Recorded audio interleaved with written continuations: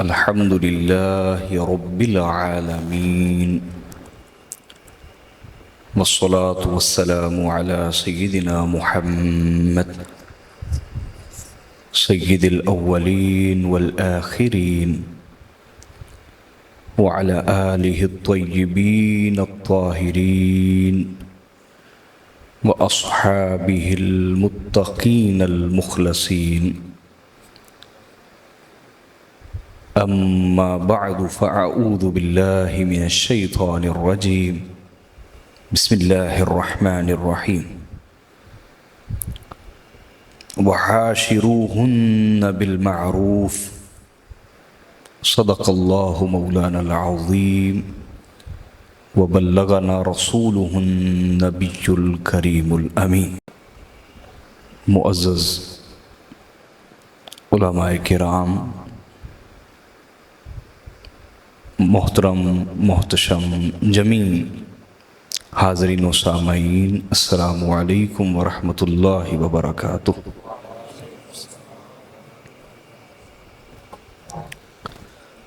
اللہ رب العزت کا ٹھیک تھوڑی سی آواز پھر کریں ذرا اونچی، تھوڑا سا مار چلیں۔ اللہ رب العزت کا شکر ادا کرتے ہیں جس کی عظیم توفیق کے ساتھ آج کی یہ خوبصورت محفل پاک بسلسلہ شادی خانہ آبادی انعقاد پذیر ہے اور ہم اس میں حاضر ہیں۔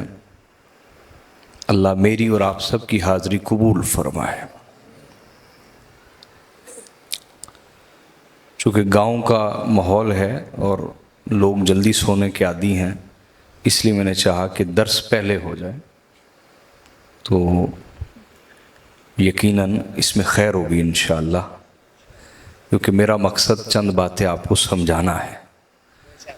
تو آپ توجہ رکھیں گے تو انشاءاللہ آپ سمجھ کے جائیں گے انشاءاللہ۔ چونکہ محفل کوئی بھی ہو، کسی بھی نسبت سے ہو، تو ہم اپنے آقا کا ذکر ضرور کرتے ہیں کہ حضور کے ذکر کے بغیر ہماری کوئی محفل نہیں، ہماری کوئی خوشی نہیں اور کوئی غمی نہیں۔ اور چونکہ شادی کے حوالے سے پروگرام ہے، اس لیے میں چاہوں گا آقا علیہ الصلوۃ والسلام کی سیرت کے وہ پہلو آپ کے سامنے پیش کروں جو ازدواجی زندگی، شادی کی زندگی کے متعلق آقا علیہ الصلوۃ والسلام نے بطور رہنمائی ہمیں عطا فرمائے ہیں۔ حاضرین محترم، باقاعدہ شوہر اور بیوی کے حقوق بیان کرنے سے پہلے میں یہ چاہوں گا کہ آپ کو کائنات کی دو مقدس شادیوں کا ذکر سناؤں، تاکہ ان مقدس شادیوں کی برکت سے اللہ اس شادی کو بھی بابرکت فرما دے۔ پہلی شادی ہے، ایک طرف دلہا وہ ہے جس کو دور جاہلیت میں بھی الصادق والامین کہا جاتا ہے۔ کس دور میں بولیے؟ دور جاہلیت میں، جہاں کذب، جھوٹ، خیانت، دھوکے بازی اتنی عام تھی کہ تبھی تو دشمن ہونے کے باوجود وہ امانتیں رسول اللہ کے پاس رکھواتے تھے۔ اگر ہر دوسرا تیسرا آدمی ہی امانت دار ہوتا تو وہ اپنے دلوں پہ پتھر رکھ کے کبھی بھی امانتیں رسول اللہ کے پاس نہ رکھواتے۔ تو ظلم عام تھا، امانت کھا جانا رواج تھا۔ تو ایک طرف شادی وہ ہے کہ دلہا وہ ہے جسے دور جاہلیت میں بھی الصادق والامین، بہت سچا اور بہت امانت دار کہا جاتا تھا۔ اور دوسری طرف دلہن وہ ہے جسے دور جاہلیت میں جہاں زنا بدکاری عام تھی، ناجائز تعلقات عام تھے، اس دور میں بھی اس دلہن کو طاہرہ یعنی پاکیزہ عورت کہا جاتا تھا. اور یہ شادی ہے حضرت محمد مصطفیٰ کی حضرت خدیجۃ الکبریٰ سے. اور پس منظر تو آپ جانتے ہیں، بس میں تھوڑا سا یاد دہانی کے لیے بتاتا ہوں. آقا علیہ الصلوۃ والسلام چونکہ اعلان نبوت سے پہلے تجارت کرتے تھے. حضور کیا کرتے تھے بولیے؟ ہاں، اعلان نبوت کے بعد آپ نے کوئی بزنس نہیں کیا، کوئی کاروبار نہیں کیا، متوکلانہ زندگی تھی. اپنے آپ کو مشن کے لیے وقف کر لیا، اللہ کے دین کے لیے بولیے وقف کر لیا. اور اللہ آپ کی طرف جو بھی بھیجتا اس میں سے بھی خود کو ترجیح دینے کی بجائے فقراء کو ترجیح دیتے، مساکین کو ترجیح دیتے، اصحاب صفہ کو ترجیح دیتے. اور بعض اوقات ایک پورا جانور بکرا بھی اگر حضور کی بارگاہ میں پیش کیا جاتا اور حضور گھر بیچتے تو آقا علیہ الصلوۃ والسلام کی ازواج مطہرات کی تربیت اور طہارت کا عالم یہ تھا، اور سخاوت کا عالم یہ تھا کہ سارے کا سارا بانٹ دیتی، سارے کا سارا. اور آخر میں آ کے آقا علیہ الصلوۃ والسلام پوچھتے، ہاں عائشہ کچھ بچا ہے کچھ؟ تو عرض کرتی یا رسول اللہ ایک ران بچی ہے، باقی سارا بانٹ دیا. حضور نے فرمایا نہیں عائشہ، جو بانٹ دیا ہے وہ بچ گیا ہے، جو بانٹ دیا ہے وہ بچ گیا ہے، آخرت کے لیے بچ گیا ہے جو بانٹ دیا ہے. یہ میرے آقا کی تربیت تھی گھر والوں کے لیے. تو متوکلانہ زندگی آقا علیہ الصلوۃ والسلام نے گزاری، اور اعلان نبوت کے بعد کوئی آپ نے تجارت کاروبار نہیں کیا. لیکن یہ زندگی ہر شخص کے بس کی بات نہیں ہے. بہت سارے لوگ اس راستے پہ چلتے ہیں، پھر مانگنے لگ جاتے ہیں، لوگوں سے سوال کرنے لگ جاتے ہیں، ہیلے بہانے سے اپنی حاجتیں لوگوں کے سامنے بیان کرتے ہیں.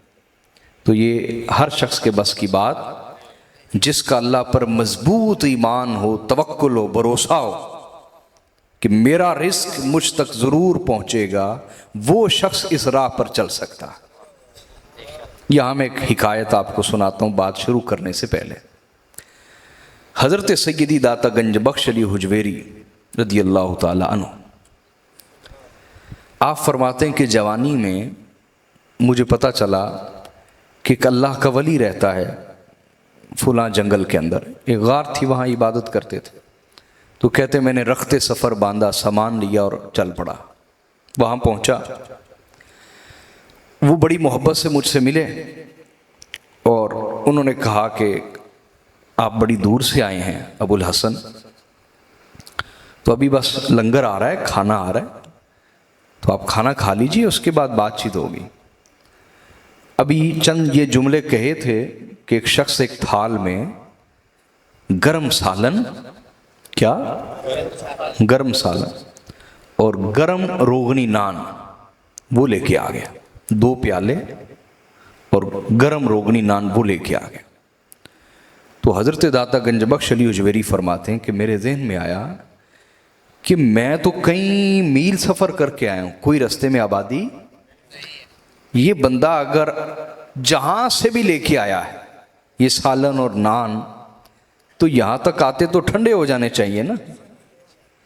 لیکن خیر، کہتے میرے دل میں بات تھی، میں نے ادب کی وجہ سے سوال نہ کیا. جب کھانا کھا چکے تو انہوں نے فرمایا کہ اے ابو الحسن، میں نے اپنے رب سے وعدہ کیا، میں نے اپنے رب سے بولی کہ اللہ میں خود کو تیری عبادت اور ذکر کے لیے وقف کرتا ہوں، پس تو مجھے کمانے کی فکر سے آزاد فرما دے. کمانے کی فکر سے اللہ نے آزاد فرما دیا. میں یہاں کئی سالوں سے ہوں، ہر روز میرے لیے سالن کا ایک پیالہ آتا ہے اور ایک روغنی نان آتا ہے۔ آج میرے پاس ایک مہمان بھی تھا اور پروردگار کو اس کا علم تھا، لہٰذا اس نے 2 پیالے بھیجے اور 2 روغنی نان بھیجے۔ وہ کتنا کریم اور مہربان ہے کہ میرا بھی خیال کرتا ہے اور میرے مہمان کا بھی خیال کرتا ہے۔ گفتگو ہوتی رہی، فرماتے کچھ دیر بعد میں نے اجازت چاہی، تو جب وہ اٹھے نا تو میں نے دیکھا کہ ان کی ایک ٹانگ کٹی ہوئی، ایک ٹانگ بولیے، توجہ ہے آپ کی یا نہیں؟ ایک ٹانگ ان کی، تو کہتے میں نے ان سے پوچھا کہ میں نے آپ کے بارے ایسا کچھ نہیں سنا تھا کہ آپ کی ٹانگ کٹی ہوئی، یہ کیسے کٹ گئی؟ یہ ٹانگ بولیے۔ انہوں نے کہا ہاں یہ ایک درد بھری بات ہے۔ کہ وہ کیا؟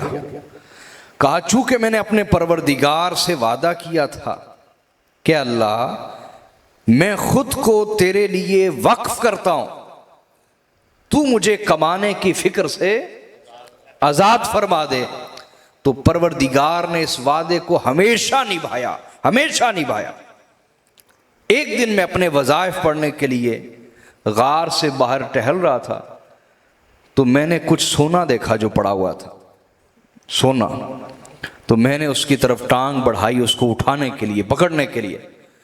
اسی وقت غیب سے آواز آئی، او بے وفا شخص، کیا ہم تیرے ساتھ وفا نہیں کرتے رہے؟ تو نے جو کہا تھا کہ مجھے کمانے کی فکر سے آزاد کر دے، ہم نے کر دیا، اور تیرے اندر کا لالچ ابھی تک ختم نہ ہوا۔ او بے وفا، کیا تیرے ساتھ کیا ہوا وعدہ ہم نے پورا نہ کیا؟ کہتے کہ جیسے یہ غیب سے آواز آئی تو میرا اندر مچل گیا اور شرمندگی سے بھر گیا کہ تو واقعی بے وفا شخص ہے۔ جب پروردگار نے اپنا وعدہ پورا کیا تو تو نے اپنا وعدہ کیوں نہیں پورا کیا؟ تو پھر کمانے اور بنانے کی فکر میں کیوں پڑ گیا جب اللہ نے تجھے اس چیز سے آزاد رکھا؟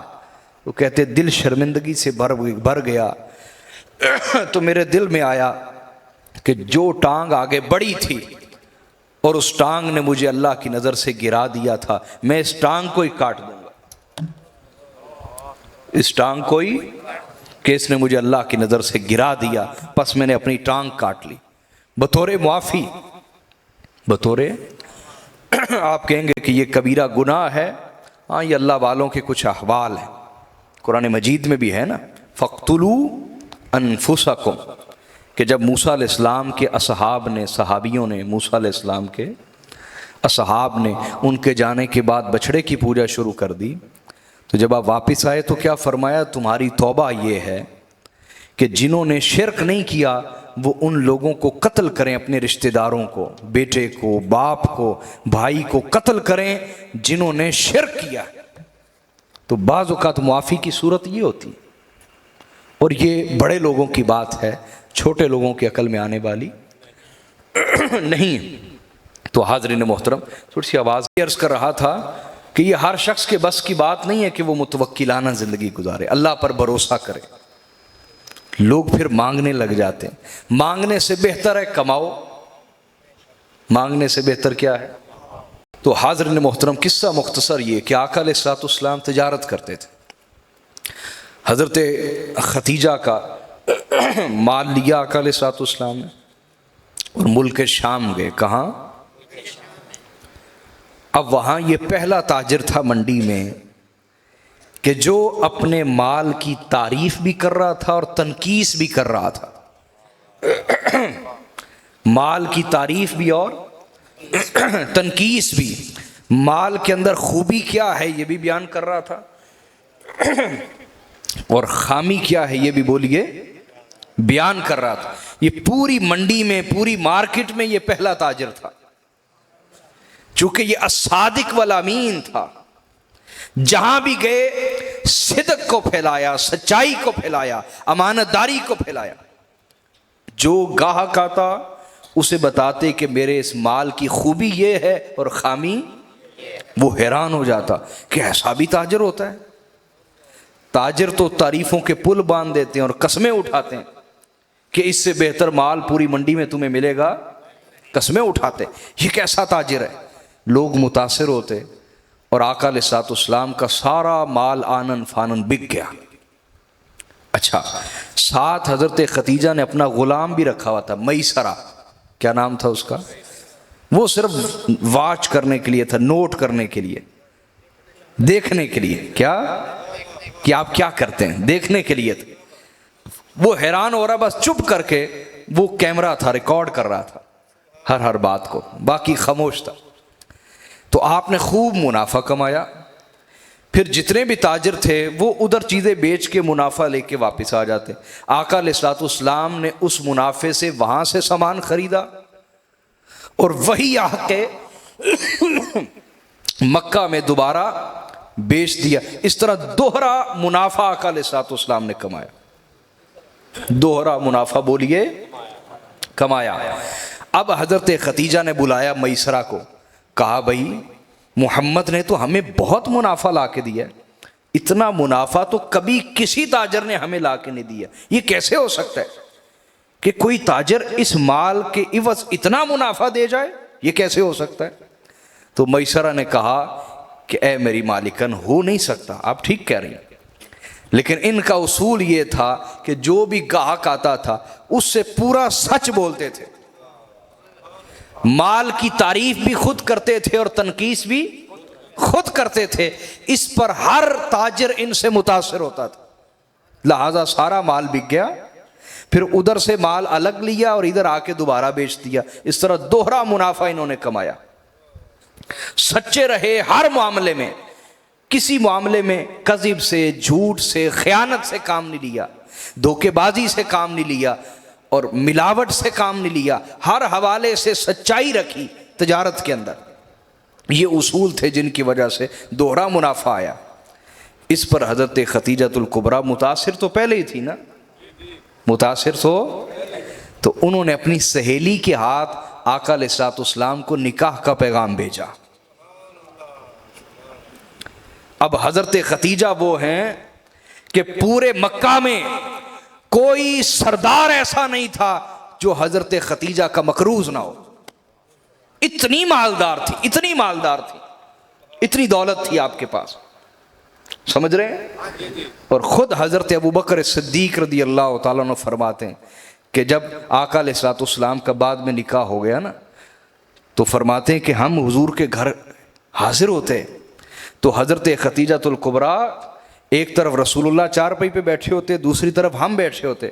حضرت خدیجہ اپنے خادم سے کہتی کہ لاؤ سونا لاؤ، اور وہ بورا انڈیلتا اور انڈیلتا پھر انڈیلتا، اتنا سونا انڈیل دیتا کہ آقا علیہ الصلوۃ والسلام چارپائی پہ ہمارے سامنے بیٹھے ہوتے لیکن نظر نہ آتے. سونے کا ڈھیر لگ جاتا، سونے کا، اور ڈھیر لگا کے کہتی اے میرے آقا یہ سب کچھ آپ کے قدموں پہ قربان ہے، سب آپ کے قدموں پہ قربان، جہاں چاہیں خرچ کریں، جہاں چاہے. یار شاید آپ کو عورتوں کا مزاج نہیں پتا اس لیے آپ داد ہی نہیں دے سکے. خدا کے بندو، مرد ساری عمر کما کے عورت پہ خرچ کرے نا تو حساب کتاب نہیں کرتا، اس کو قرض میں نہیں لکھتا کہ میں اپنے بیوی بچوں پہ خرچ کر رہا ہوں، میں نے ان سے واپس لینا. اس کو کمیٹی نہیں سمجھتا، خرچ کرتا جاتا ہے، کماتا ہے اور خرچ. سگے بھائی کو بھی دے تو اس کو قرض جانتا ہے، سگے بھائی سے مانگنے لگ جاتا ہے چند دنوں بعد یا ہفتوں بعد یا مہینوں بعد. ایسا ہی ہے نا. لیکن بیوی بچوں پہ خرچ کرتا ہے، اس کو قرض سمجھتا، لوٹاتا ہے، خرچ کرتا ہے. لیکن اگر کبھی بیوی کو اپنا مال خرچ کرنا پڑ جائے، بیوی کو کبھی اپنا مال، شاید آپ کا واہ نہیں پڑا میرا خیال ہے، بیوی کو کبھی اپنا مال خرچ کرنا پڑ جائے جو اس کا ہو یا اس کو ملا ہو، تو آپ دیکھیے گا ایک تو چار دانگے عالم میں، سسرال میں، میکے میں، ہر جگہ خبر پہنچے گی کہ جناب اس نے مجھ سے پیسے لے لیے اور اڑا دیے. ایسا ہی ہے نا. یا یوں سمجھ لیجئے کہ ایک مرد ساری عمر عید پر بچوں کو کپڑے بنا کے دیتا ہے، کبھی ایک دفعہ بیوی بنا دے، وہ عمر بھر وہ احسان نہیں اترے گا کبھی. میں صحیح کہہ رہا ہوں یا نہیں کہہ رہا؟ تو جو شخص عورتوں کا مزاج نہیں سمجھتا وہ حضرت ختیجہ کی قربانی اور خدمت کو بھی نہیں سمجھ سکتا۔ سیدہ ختیجۃ الکبریٰ سلام اللہ علیہا، ان کے اثار، قربانی، خدمت، سچی محبت کا عالم یہ تھا کہ سونے کا ڈھیر لگاتی اور کہتی حضور آپ کے قدموں پہ قربان ہے، جہاں چاہیں اس کو خرچ فرما دیں، اس کو خرچ فرما دیں۔ اور آقا علیہ الصلوۃ والسلام جن کے دادا مکہ کے سب سے بڑے سردار ہوں، حضرت عبد المطلب، یہ پہلے سردار تھے کہ تمام مکہ کے قبائل اور عرب کے قبائل انہیں سردار مانتے تھے۔ عرب کے 40 قبیلے تھے، کتنے بولیے؟ وہ کوئی ایک دو قبیلے نہیں تھے، 40 تھے۔ کتنے؟ 40 کے 40 قبائل حضرت عبد المطلب کی سرداری مانتے تھے۔ اتنا عظیم الشان دادا کہ حضور صلی اللہ علیہ وسلم، آقا علیہ الصلوۃ والسلام آپ کے لیے، آپ کے والد گرامی کے لیے 100 اونٹ ذبح کر دیے۔ کتنا مالدار دادا ہے کہ نہیں؟ کہتا ہے پورے مکہ کو لنگر کراتے ہیں۔ تو جس کو اپنے دادا کی وراثت اتنی زیادہ ملی ہو، دادا کی بولیے، پھر اللہ نے زوجہ ایسی دی کہ جس جیسی امیر عورت پورے مکہ میں، اور اس نے اپنا سارا مال حضور کے قدموں میں پیش کر دیا۔ اور پھر بھی چند سالوں بعد، کیا چند سالوں کے بعد، 15-20 سال کے اندر وہ خربوں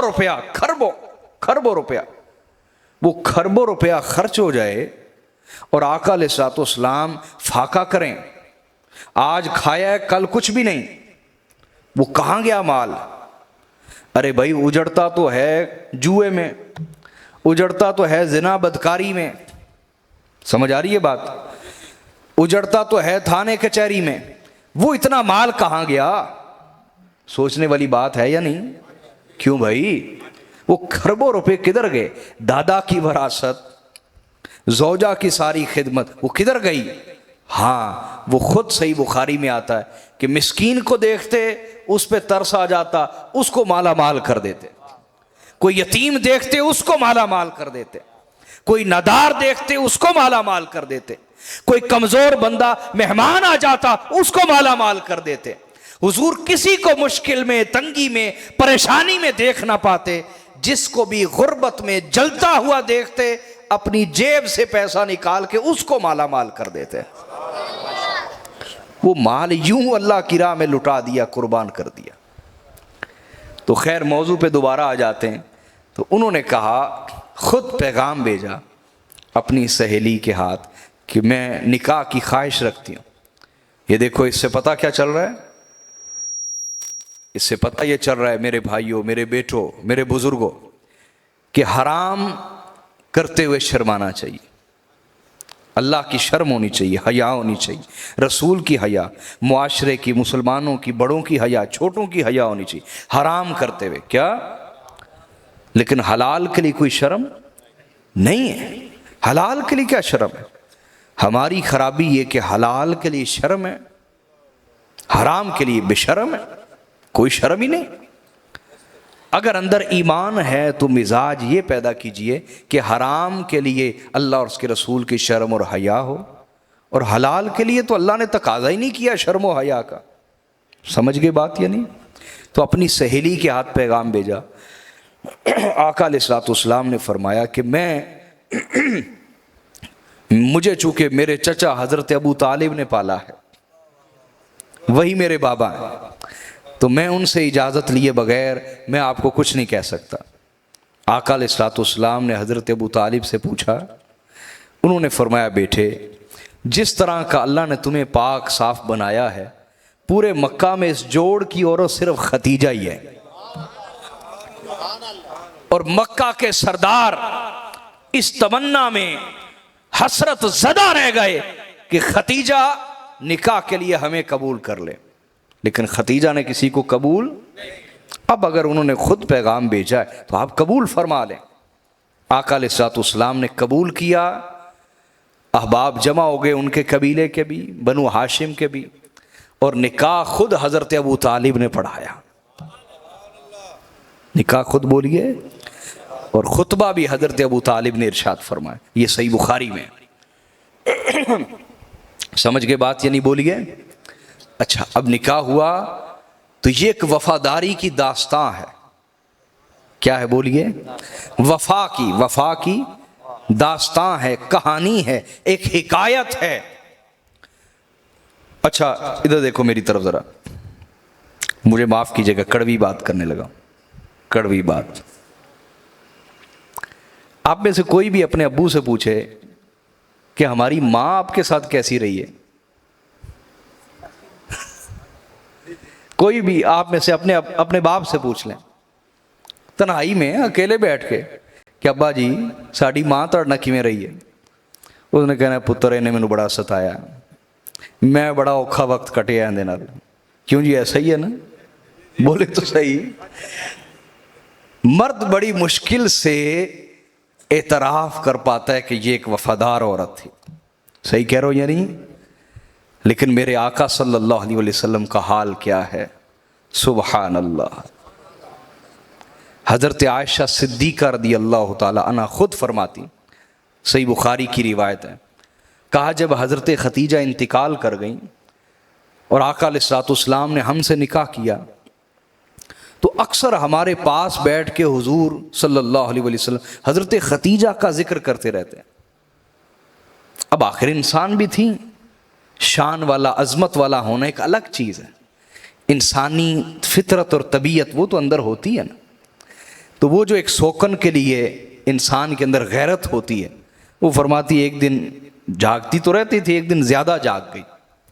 وہ میں نے کہا یا رسول اللہ آپ اس بوڑھی عورت کو یاد کرتے رہتے ہیں، حالانکہ اللہ تعالیٰ نے اس سے بہتر آپ کو بیویاں دی ہیں، حسن و جمال میں بھی اور عمر میں بھی اس سے بہتر بیویاں دے دی۔ قد ابدلک اللہ لک، اللہ نے اس سے بہتر بیویاں آپ کو دے دی۔ کیا بولیں تو صحیح؟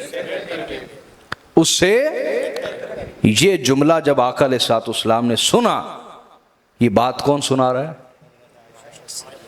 حضرت عائشہ صدیقہ، ان کی سبحان اللہ، ان کی وسعت صدر، سینے کا کھلا ہونا اور دل کا بڑا ہونا، ذرا اس کی طرف غور کیجئے کہ یہ بات بھی خود سنا رہی ہیں، یہ بات بھی ان کا سینہ کتنا بڑا ہوگا، اپنی سوکن کی تعریف اور شان بولیے خود سنا رہی ہیں۔ یہ یقیناً اسی ہستی سے ہو سکتا ہے جسے اللہ پاک نے صدیقہ بنایا ہو، صدیقیت کا درجہ دیا ہو۔ تو حضرت عائشہ صدیقہ یہ خود بات سنا رہی ہیں، ان کے سینے اور اس کی وسعت کا عالم دیکھیں، اپنی سوکن کی تعریف خود پیش کر رہی۔ کہا آقا علیہ الصلوۃ والسلام یہ جملہ سن کے ناراض ہو گئے، یہ جملہ سن کے بولیے، یہ جو کہا نا اللہ نے اس سے بہتر بیویاں دے دی، اس جملے پہ بولیے ناراض ہوئے، اور ناراض ہو کے فرمایا نہیں عائشہ، اللہ نے خدیجہ سے بہتر مجھے کوئی بیوی نہیں عطا فرمائی۔ خدیجہ اس سے بہتر مجھے کوئی بیوی عطا نہیں ہوئی۔ آمنت بی حین کفر بی الناس، فرمایا خدیجہ اس وقت مجھ پر ایمان لائیں جب لوگ میرا کفر کر رہے تھے، جب لوگ میرا کفر کر رہے تھے۔ وصدقتنی حین کذبنی الناس، اور خدیجہ نے اس وقت میری تصدیق کی۔ تصدیق کہتے ہیں کسی کو سچا قرار دینا، اور تکذیب کسی کو جھوٹا قرار دینا۔ آقا نے فرمایا خدیجہ نے اس وقت میری تصدیق کی جب ہر کوئی میری تکذیب کر رہا تھا، ہر کوئی مجھے جھٹلا رہا تھا، اور خدیجہ مجھے سچا کہہ رہی تھی، خدیجہ مجھے۔ اور آقا نے فرمایا وَوَاسَطْنِي بِمَالِهَا إِذْ حَرَمَنِي النَّاسِ، اور جب لوگ مجھے اپنے مال سے محروم کر رہے تھے اس وقت خدیجہ نے اپنا مال مجھ پر فدا کر دیا، اپنی تجوریوں، سونے کی تجوریوں کے دروازے اور بند کھول دیے، اور میرے قدموں میں سونا چاندی ڈھیر کر دیا، اور کہا آقا یہ آپ کے مشن کے لیے حاضر ہے، حضور اپنے مشن کے لیے جہاں بہتر سمجھے اس کو خرچ فرما دے۔ تو آقا نے فرمایا اس وقت خدیجہ نے اپنا مال مجھ پہ قربان کیا جب لوگ مجھے اپنے مال سے محروم کر رہے تھے، اور آقا نے فرمایا صلی اللہ علیہ وسلم وَرَزَقَنِيَ اللَّهُ مِنْهَا الْوَلَدَ، ارشاد فرمایا آقا علیہ السلام نے کہ اللہ نے مجھے ختیجہ کے پیٹ سے اولاد عطا فرمائی ہے، ختیجہ کے بطن سے مجھے اور باقیوں سے مجھے اولاد عطا کرنے سے محروم رکھا، سوائے پھر بعد میں حضرت ماریہ قبطیہ کے یہاں بیٹے پیدا ہوئے تھے، حضرت ابراہیم پیدا ہوئے، یہ اس سے پہلے کی بات۔ تو آقا نے فرمایا ساری کی ساری میری اولاد اللہ نے ختیجہ کے پیٹ سے مجھے عطا فرمائی۔ تو یہ کون کہہ رہا ہے؟ ایک شوہر کے الفاظ ہیں ایک بیوی سے متعلق، ایک شوہر کے بولیے۔ میں نے آپ سے پہلے کہا کہ آپ اپنے باپ سے پوچھ سکتے ہیں، ویسے تو آپ سارے کہیں گے نا میری ماں بہت اچھی ہے، ہر کوئی اپنی ماں کو اچھا ہی کہتا ہے، اور کہنا بھی چاہیے، اس کی خدمت میں ہی آپ کی جنت ہے، ماں کی خدمت میں آپ کی جنت ہے۔ لیکن کبھی اپنے باپ کو پوچھ کے دیکھ لیں، وہ بیچارہ رو ہی پڑے گا آپ کے سامنے، ہے نا۔ تو حضرت ختیجہ کی شان اور عظمت کا اندازہ کیجئے کہ آقا علیہ السلام ان کے جانے کے بعد ان کی اتنی تعریف فرماتے کہ بعض اوقات ازواج مطہرات کہتی ہیں حضور آپ اپنی زندہ بیویوں کی اتنی تعریف نہیں کرتے جتنی وفات پا چکی ختیجہ کی تعریف کرتے ہیں۔ یہ ان کی شان ہے، اور یہ شان وفا کی وجہ سے۔ کس وجہ سے بولیے؟ بولیں تو صحیح۔ اچھا، دو چیزوں کو سمجھیں، ایک ہوتا ہے محبت لینا اور ایک ہوتا ہے عزت لینا، دو باتوں میں بڑا فرق ہے۔ ایک ہے محبت لینا کسی سے، اور ایک کیا ہے؟ یہ دو الگ چیزیں ہیں۔ اگر عورت مرد سے محبت مانگے گی، عورت سے محبت مانگتی ہے، تو پھر اسے وہ تمام سہولیات جس کا تقاضا کرتی ہے آج ہر عورت کے، یہ بھی ملے یہ بھی ملے۔ میں نے ٹی وی میں جو مشہوری دیکھ لی ہے، اب وہ گھر میں حاضر ہونا چاہیے چاہے مرد اس کے لیے ذبح کیوں نہ ہو جائے۔ یہ اے سی دیکھ لیا، یہ والی فریج دیکھ لی، یہ والی LED دیکھ لی، یہ والا موبائل دیکھ لیا، جو ٹی وی میں مشہوری دیکھی خواتین وہی فرمائش شروع کر دیتی ہیں۔ ایسا ہے کہ نہیں؟ بولیں تو صحیح۔ اور ہمارے گھروں کے جھگڑے کا سبب کیا ہے؟ کبھی آپ نے سوچا ہے؟ میری طرف توجہ یار، کئی لوگ نیچے دیکھ رہے ہیں اس وقت۔ یہ میرا ادب نہیں ہے، یہ اللہ اور اس کے رسول کے کلام کا ادب۔ نیچے دائیں بائیں نہ دیکھیں۔ دیکھیں ہمارے گھروں میں آج جھگڑے کیوں ہیں؟ جھگڑے بولیے۔ ایسا نہیں ہے کہ ہمارے پاس ضروریات نہیں ہیں، ضروریات تو ہیں، لیکن ہم نے اور ہماری عورتوں نے سہولیات کو ضروریات قرار دے دیا ہے۔ ضروریات موجود ہیں لیکن سہولیات کو ضروریات قرار دے دی ہے۔ اب سہولیات کی تو کوئی حد ہی نہیں، وہ تو بادشاہ بھی رو رہا ہوگا کہ جو سہولت امریکہ کے صدر کے پاس ہے وہ میرے پاس نہیں ہے نا۔ وہ تو بادشاہ بھی رو رہا ہوگا کہ جو سہولت روس کے صدر کے پاس ہے وہ میرے پاس نہیں ہے۔ سہولیات کی تو کوئی حد نہیں نا، حد تو ہوتی ہے ضروریات کی، اور ضروریات ہمارے پاس اللہ نے اتنی رکھی ہوئی ہیں کہ پہلے دور میں وہ بادشاہوں کو بھی میسر نہیں تھی۔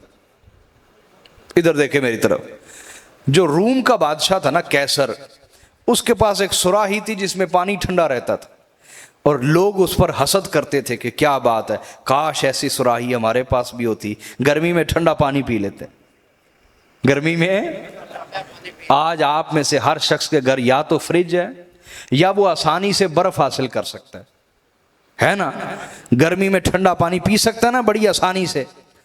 اب اگر روم کے بادشاہ کیسر کو پتا چلتا کہ آپ کے گھر میں تو فریج ہے، تو وہ سر پیٹتا ہوا مر جاتا کہ اصل بادشاہ یہ ہے یا میں ہوں۔ کیوں جی، میں صحیح کہہ رہا ہوں یا نہیں کہہ رہا؟ لیکن انسان کی ناشکری کی کوئی حد نہیں ہے۔ ایران کا جو بادشاہ تھا رسول اللہ کے زمانے میں، تو اس کے پاس خادم ہوتے تھے جو اس کو ہوا دیتے رہتے تھے، اور 24 گھنٹے وہ ہوا دیتے تھے، تھکتے نہیں تھے، ان کی پریکٹس تھی اس طرح کی۔ سمجھ آ رہی ہے بات کی؟ اور پھر کمروں کے اندر انہوں نے ایسا انتظام کیا ہوا تھا کہ باہر بیٹھے لوگ وہ مشین چلاتے رہتے تھے، اندر انہیں ہوا آتی رہتی تھی۔ سمجھ رہے ہیں بات کو؟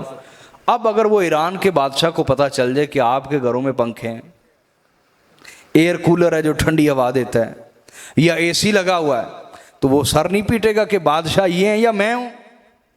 کیوں جی صحیح کہہ رہا ہوں یا نہیں کہہ رہا؟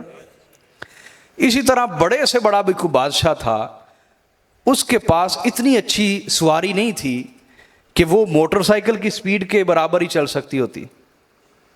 کیوں جی صحیح کہہ رہا ہوں یا نہیں کہہ رہا؟ بولیے نا. پھر گاڑی ہے، پھر ٹرین بھی ہے، جہاز ہیں آج ہمارے پاس، ہر طرح کی سہولت. کم از کم عام بندے کو بس تو میسر ہے کہ نہیں ہے؟ بولیے نا، کہ وہ کتنی جلدی ایک جگہ سے دوسری جگہ پہنچ جاتا ہے. یہ سہولت تو بادشاہوں کے پاس بھی نہیں تھی. غور کریں، میں سمجھانا یہ چاہ رہا ہوں کہ اللہ پاک نے کتنی ہی سہولیات ہمیں دے دی ہیں، لیکن انسان کی ناشکری کی کوئی حد نہیں ہے. اگر ہم چاہتے ہیں گھروں میں سکون آئے تو پہلا اصول دے رہا ہوں، وہ یہ ہے کہ اپنی سہولیات کو محدود کریں، ان کو ضروریات کی حد تک رکھیں، کیونکہ سہولیات کی کوئی حد نہیں.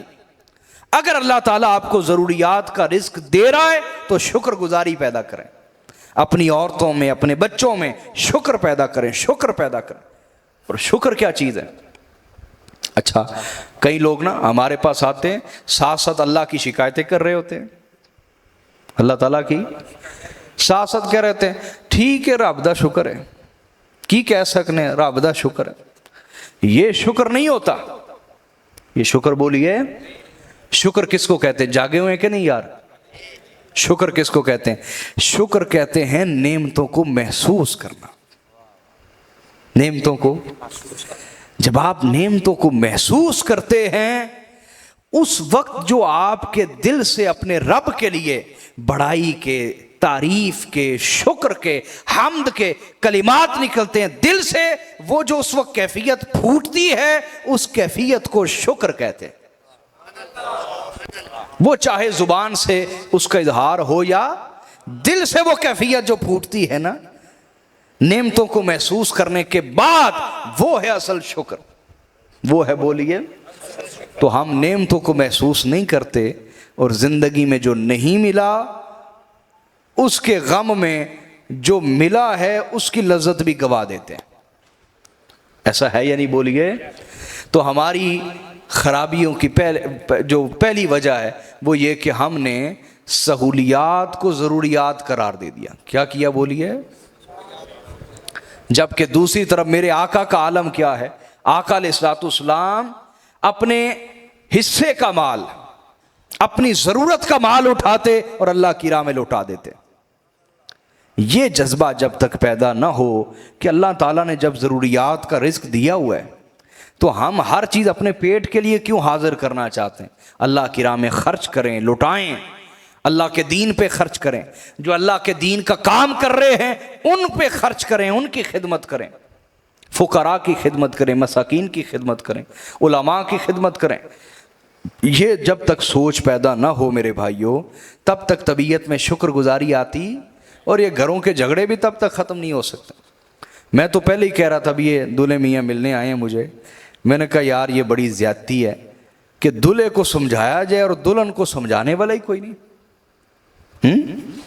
آج ہماری عورتوں کو خراب کرنا اور گھروں کو اجاڑنا یہ موبائل بھی سکھا رہا ہے، ٹی وی بھی سکھا رہا ہے، محلے کی سہیلیاں بھی سکھا رہی ہیں، اور پرانی مائیاں جنہیں اپنے شوہروں پہ غصے ہیں، جنہیں اپنے شوہروں پہ غصے ہیں نا، وہ جو ان کا باس نہیں نہ چلا وہ کہیں گی نیتی یہ میرنا جو ہو گیا سو گیا. تو ہتھولا نہ رکھی. سمجھ آ رہی ہے؟ کوئی نہ کوئی بری مت خواتین کو دینے والی ہزاروں ہیں، عورتیں بھی، موبائل بھی، ٹی وی بھی.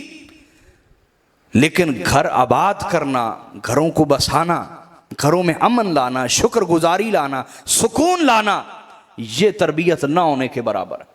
اور اس میں ہم سب قصوروار ہیں، یاد رکھیں. یہ نہ سمجھیں اگر آپ کی بیوی نے آپ کے ساتھ وہ سلوک نہیں کیا جو آپ چاہتے تھے تو کم از کم اپنی بیٹی کو ہی وہی تربیت دے دیتے، اپنی بہن کو تربیت دے دیتے کہ وہی کسی کی اچھی بیوی بنتی. ہم اپنے آپ سے کیوں نہیں شروع کرتے؟ تربیت کی ضرورت ہے. اخلاقی تربیت، دینی تربیت، روحانی تربیت کی ضرورت ہے، اور وہ خواتین کو کہیں سے نہیں مل رہی۔ آج ہم نے خواتین کو مسجد سے کاٹ دیا، مدرسے سے کاٹ دیا، کسی تربیت گاہ روحانی درگاہ سے کاٹ دیا، باقی وہ ہر جگہ جا رہی ہیں، بازار بھی جا رہی ہیں، اسکول بھی جا رہی ہیں، کالج بھی جا رہی ہیں، یونیورسٹی بھی جا رہی ہیں، بازاروں میں بھی جا رہی ہیں، ہسپتالوں میں بھی جا رہی ہیں، حکیم ڈاکٹر کے پاس بھی جا رہی ہیں، ہر جگہ جاتی ہیں، شادی بیاہ سالگرہ ہر جگہ جاتی ہیں، لیکن جہاں سے کوئی ہدایت اور تربیت ملنی تھی رشتہ ہی ختم کر دیا۔ اور اس میں ہم سب قصوروار ہیں، ہمیں چاہیے تھا اس کا کوئی اچھا حل سوچتے، لیکن ہم نے خواتین کو بالکل جدا کر کے کافروں کی تہذیب کے حوالے کر دیا۔ اب گھر گھر میں کافر تربیت دے رہے ہیں موبائل ٹی وی کے ذریعے سے، لیکن دینی تربیت عورتوں کے لیے کہیں بھی میسر نہیں، الا من شاء اللہ، سوائے کچھ گھر جہاں کوئی خدا خوفی ہے وہاں کوئی تربیت کا انتظام ہوگا، لیکن وہ نہ ہونے کے برابر ہے۔ کیا؟ تو اس میں ہم سب قصوروار ہیں۔ خواتین پہ ترس کھانا چاہیے، خواتین پہ بولیے، اور ان کی تربیت کا اہتمام کرنا چاہیے۔ دوسرا اصول یہ یاد رکھیں، کبھی بھی شوہر جو ہے نا، شوہر، آپ شوہر ہیں، کبھی بیوی کا ٹیچر بننے کی کوشش نہ کریں، اس کو سمجھانے کی کوشش نہیں کرنی، ورنہ نہ کوئی چیز اٹھا کے اپنے ہی سر میں ماریں گے آپ۔ سمجھ آ رہی کہ نہیں آ رہی؟ بیوی کا ٹیچر نہیں بنتے، برابری کا رشتہ ہے، وہ دوست بن کے رہیں۔ انسان کی فطرت ہے کہ وہ ہمیشہ تربیت وہاں سے لیتا ہے جہاں اس کا عقیدت کا رشتہ ہو، احترام کا رشتہ ہو، عقیدت کا رشتہ ہو۔ لہٰذا کسی ایسی شخصیت کی زندگی میں ضرورت ہوتی ہے کہ مرد بھی بیٹھ جائے، بیوی کو بھی ساتھ بٹھائے، وہ دونوں کو تربیت دے، دونوں کو بولیے۔ جب تک ہم مردوں پہ محنت کرتے رہیں گے ناکام رہیں گے۔ آج ادھر دیکھو میری طرف، کوئی یہودی کبھی زندگی میں آیا آپ کے پاس؟ کیوں بھائی آیا کبھی؟ مجھ سے تو کبھی نہیں کو ملا آ کے یہودی۔ انہیں آپ کی کوئی فکر نہیں، وہ آپ کی خواتین تک پہنچیں، موبائل ٹی وی انٹرنیٹ کے ذریعے سے، جدید ذرائع کے ذریعے سے آپ کی خواتین تک پہنچ گئے، اور انہیں یہ گر مل گیا کہ ہم نے صدیوں میں کئی سو سال لگا کے ان کے مردوں کو خراب کرنے کی کوشش کی، لیکن ہر دور میں ان کے مردوں کے پیچھے چکے عورتیں تھیں، ان میں دینداری تھی، ان میں تقویٰ تھا، ان میں خدا خوفی تھی، ان میں اللہ اور اس کے رسول سے عشق کا رشتہ تھا، ان میں حسینیت تھی، تو وہ اپنے بچوں کو سکھاتی تھی کربلا کی داستانیں، باطل کے سامنے ڈٹ جانے کا حوصلہ نبی کے گھر سے سناتی تھی۔ تو مردوں میں سے ایسے ایسے شاہ سوار راہبر پیدا ہوتے کہ کفر کے سامنے ڈٹ جاتے۔ پچھلے 100 سال 150 سال سے انہوں نے تو آپ پہ محنت کرنا ہی چھوڑ دی، انہوں نے کہا یہ کیا چیزیں ہیں، یہ کچھ بھی نہیں ہے۔ انہوں نے ہماری خواتین پہ محنت کرنا شروع کی۔ آج خواتین بازار سے، کاروبار سے، سہیلیوں سے اور ہسپتالوں سے، معاشرے سے، ٹی وی سے، انٹرنیٹ سے، موبائل سے، ہر طرح کی برائی یہود سے، کفار سے لے رہی ہیں، اس کے مقابلے میں انہیں دینی تربیت کتنی کو مل رہی ہے؟ ایمانداری سے بتائیں، نہ ہونے کے برابر۔ کیا؟ اس لیے بیوی کا خود ٹیچر نہ بنے۔ زندگی میں ہمارے یہاں الحمدللہ درگاہ پہ یہ انتظام ہوتا ہے، ہمارے یہاں ہر ہفتہ خواتین کا درس قرآن ہوتا ہے، خواتین کا بولیے باپردہ طریقے سے خواتین کا درس قرآن ہوتا ہے، اور ہم ان کی پوری تربیت کرتے ہیں۔ کتنے مردوں نے مجھے شکایت کی جناب بیویوں کی، یہ وہ، میں نے کہا نہیں، اس کا حل یہ نہیں ہے جو تم کر رہے ہو، اس کا حل یہ درس میں آنا شروع کر دے، آپ کی بیگم ٹھیک ہو جائے گی۔ وہ ٹھیک ہو گئی الحمدللہ، بہت ساروں کو ہم نے ٹھیک کیا۔ جن کا معاملہ یہ تھا کہ آج طلاق ہوئی، کل ہوئی، آج ہوئی، کل ہوئی، آج ہوئی، کل ہوئی، اب بہترین زندگی جاری ہے۔ وجہ کیا ہے کہ جب آپ خود ٹیچر بننے کا کوشش کرتے ہیں نا، بیوی کا ٹیچر بننے کی، اس کو سمجھانے لگ جاتے ہیں، بات بات پہ ٹوکنے روکنے لگ جاتے ہیں، تو مولا علی نے کیا فرمایا؟ حضرت مولا علی فرماتے ہیں نصح بین الملأ تقریع، فرمایا سب کے سامنے نصیحت کرنا نصیحت نہیں ہے، جھڑکنا ہے۔ کیا ہے؟ اور جھڑک تو کوئی آپ کو بھی دے تو پھر ہم دیکھتے نا آپ میں کتنی برداشت ہے، نہیں کوئی آپ کو جھڑک دے سب کے سامنے تو دیکھتے ہیں نا آپ کی کتنی کو برداشت ہے۔ لہٰذا آپ بیوی کو سب کے سامنے جھڑک کے ذلیل کر کے بے عزت کر کے یہ سمجھتے ہیں کہ وہ آپ کی نصیحت پہ عمل کرے گی، کبھی بھی نہیں کرے گی. سمجھے بات یا نہیں؟ تو حاضرین، یہ وفا کی داستان تھوڑی سی میں نے چھیڑی کہ حضرت خدیجۃ الکبریٰ انہوں نے وفا کی آقا سے. کیا؟ تو آقا ہمیشہ ان کی تعریف فرماتے. اور پھر حضرت خدیجہ کے پاس کیا کمال تھا، سنیے، صحیح بخاری کی روایت ہے. حضور علیہ الصلوۃ والسلام آئے، پہلی وحی نازل ہوئی، گھر آئے اور کہا زمیلونی زمیلونی، خدیجہ مجھے کو کمبل اڑا دو، مجھے شدید سردی لگ رہی، کمبل اڑا دو، کمبل اڑا دو. انہوں نے کمبل اڑایا. جب وہ کیفیت جاتی رہی تو انہوں نے آقا علیہ الصلوۃ والسلام نے حضرت خدیجہ کو بتایا کہ یہ میرے ساتھ ماجرا ہوا ہے. فرشتہ اس طرح آیا اور اس نے اس طرح کے کہا اقرا بسم ربک الذی خلق. تو حضرت خدیجہ نے کیا کہا اس وقت؟ توجہ ہے جی آپ کی، یہ ادھر والے بھی جاگے ہوئے ہیں اینڈ تک. حضرت خدیجہ نے کیا کہا؟ کہا ہے میرے محبوب، اللہ آپ کو کبھی بھی تنہا نہیں چھوڑے گا. بولیے، اللہ آپ کو کبھی تنہا. پہلے شوہر کے الفاظ بیوی کے متعلق سنائے، اب ایک بیوی کی ججمنٹ، ایک بیوی کا فیصلہ، ایک بیوی کا تجزیہ شوہر کے متعلق سنیے گا. توجہ ہے نا؟ اور یہ بیویاں نہیں دے سکتی. کسی بھی عورت کو چھیڑ لیں تنہائی میں، تمہارا شوہر کس طرح کا ہے، وہ 1000 برائیوں کے دفتر کھول دے گی. یہ خرابی، یہ خرابی، یہ خرابی، بہنوں کو ترجیح دیتا ہے، ماں کو پیسے دے دیتا ہے، مجھے کم دیتا ہے، یہ کرتا ہے، وہ کرتا ہے، شکوے شکوے شکوے شکوے. ایسا ہے کہ نہیں؟ ادھر دیکھیں ایک زوجہ اپنے شوہر کے متعلق کیا کہہ رہی ہے. میں نے ایک انگریز مصنف کو پڑھا، اس نے کہا کہ میں محمد صلی اللہ علیہ وسلم ان سے متاثر اس لیے ہوا کہ ان پر سب سے پہلے جو ایمان لائیں وہ ان کی بیوی تھی. دنیا کسی کو لیڈر مان لے، یہ بیویاں نہیں مانتی. یہ بیویاں، قریبی دوست، بھائی، یہ کسی کو لیڈر نہیں مانتے کیونکہ ان کی نظر عیبوں پہ ہوتی ہے، خوبیوں پہ نہیں ہوتی. بلکہ بھائی ہے تو عیب پہ نظر رکھے گا کہ میں ٹھیک ہے بھائی ہے لیکن میں اسے اپنا رہبر تو نہیں مان سکتا. دوست بھی یہ کہے گا، قریبی دوست ہے نا، خادم وہ بھی یہ، بیوی وہ بھی یہ. مزاج ایسا ہوتا ہے ان کا. ان کی میں مرنا بہت مشکل ہوتی ہے کیونکہ یہ پاس رہتے ہیں، آپ کی کوئی نہ کوئی کمزوری دیکھتے رہتے ہیں.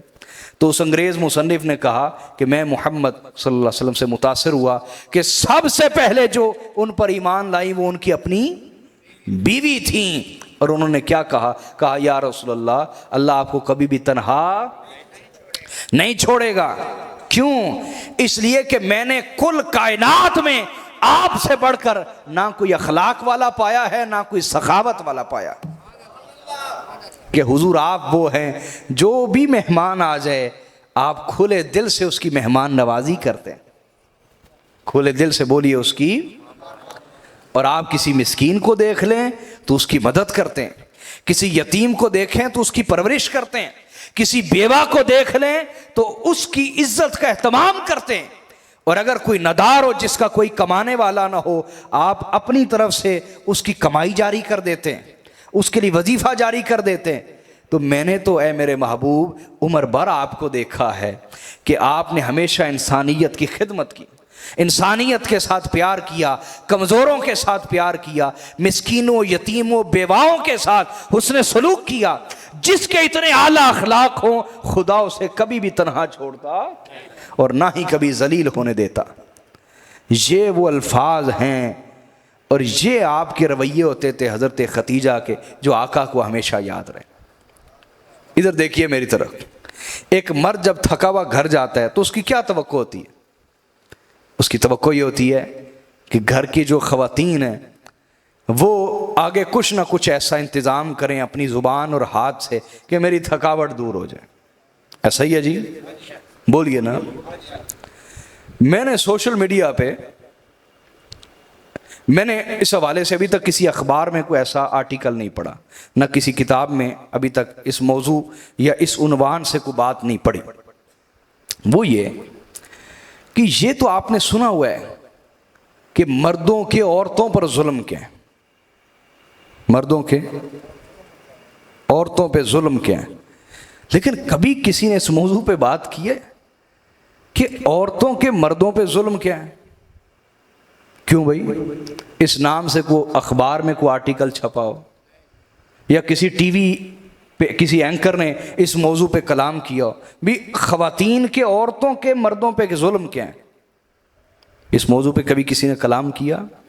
لیکن یہ ہر گھر کا مسئلہ ہے، ہر گھر کا بولیے الحمدللہ ہمارے گھروں میں ایسا کچھ نہیں، یہ بچے ہمارے پاس رہنے والے ابھی موجود ہیں یہاں پہ، لیکن ہم چونکہ معاشرہ جانتے ہیں، لوگ ہمارے پاس آتے ہیں، ہزاروں لوگ ہمارے ساتھ وابستہ ہیں، ان کے گھروں کے حالات جانتے ہیں، تو اللہ تعالیٰ نے جہاں دیدگی دی ہوئی ہے، جہان کو پہچانتے ہیں کہ معاشرے میں کیا ہو رہا ہے، اس لیے میں اس پہ بات کر رہا ہوں کہ اس موضوع پہ کبھی کوئی کلام ہی نہیں کرتا کہ عورتیں مردوں پہ کیا ظلم کرتی ہیں، کہ ایک مرد جو باہر لوگوں کی طرح طرح کی باتیں سنتا ہے رزق کمانے کے لیے، ڈپریشن لے کے غصہ لے کے گھر آ رہا ہے، لاہور میں ٹریفک میں ہی بندہ پھنس جائے نا تو بندے کا جینے کو دل نہیں کرتا، جون جولائی کی گرمی اور جناب موٹر سائیکل کہیں پھنسا بیٹھے، شاید لاہور کا آپ رش نہیں جانتے جی، تو بندہ جب گھر آتا ہے اس کیفیت میں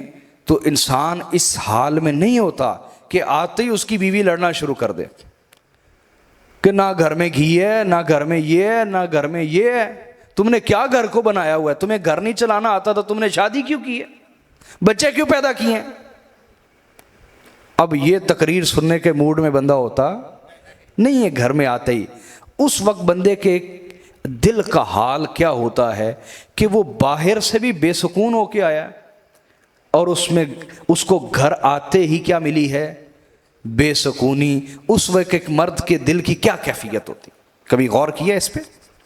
اور پھر جب ایک عورت ضرورتیں اسے مل رہی ہیں، کسی سہولت کے لیے اپنے شوہر سے لڑ پڑے، جھگڑ پڑے کہ میری بہن کے پاس یہ ہے تم نے مجھے کیوں نہیں لے کے دیا، یا یہ والے کپڑے میری بہن کے ہیں تم نے مجھے کیوں نہیں لے کے دیے، اس وقت ایک مرد کی کیا کیفیت ہوتی ہے؟